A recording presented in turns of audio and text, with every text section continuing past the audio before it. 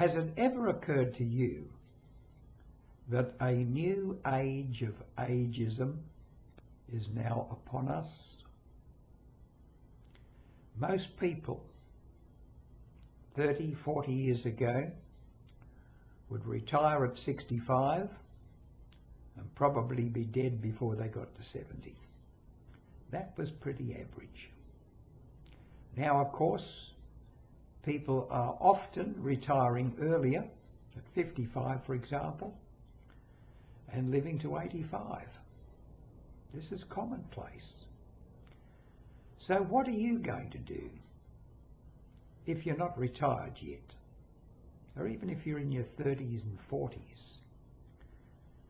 What would you do knowing that you had 30 years of life without having to go to work, without having to get on the treadmill of a career or earning a livelihood? Now, I'm not saying that you'd be wealthy, but let's assume in those 30 years that you have enough. You've got a home, a house, you've got all the things that you really need, the essentials, not the luxuries that you might have been dreaming about earlier, and you've now got these 30 years of life. What are you going to do with it?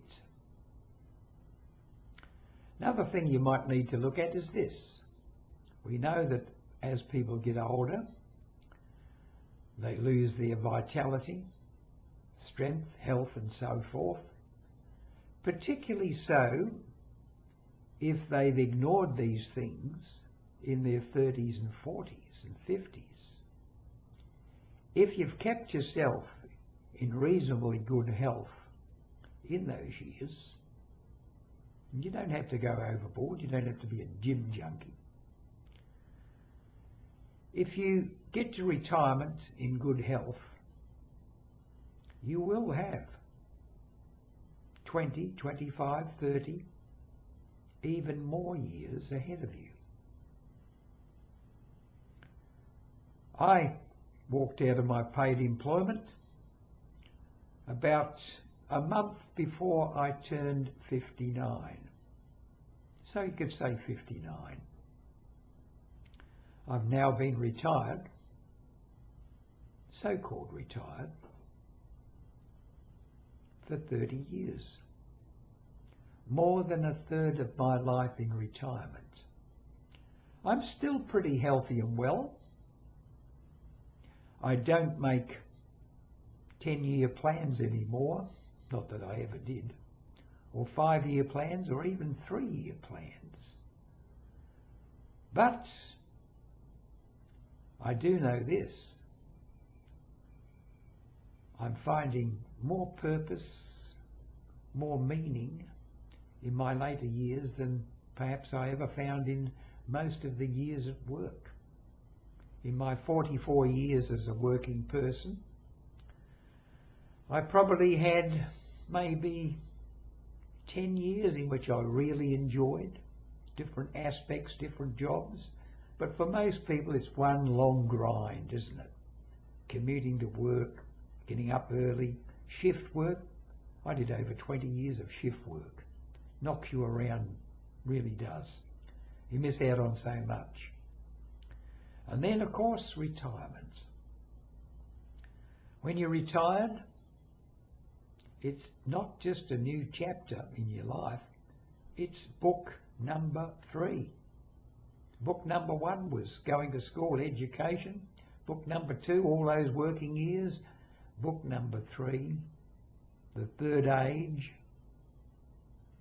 can very well be the best years of your life. But you need to think about it earlier. Did I think about it earlier? Not really. But what I had done, I'd developed things which would stand me in good stead in retirement. I got very interested in writing and reading and speaking and keeping fit. All of those things helps me, as I walked out of work for the last time. And of course, I went through the usual stages. What am I going to do? But I've done other videos on that, and will probably do more. So my question to you is this. Have you ever thought, or ever realised that we're now in the age of ageism? This is where the power lies.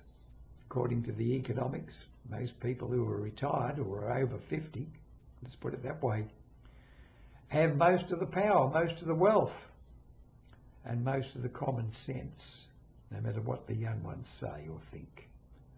So what are you going to do in your 30 years, maybe, of retirement?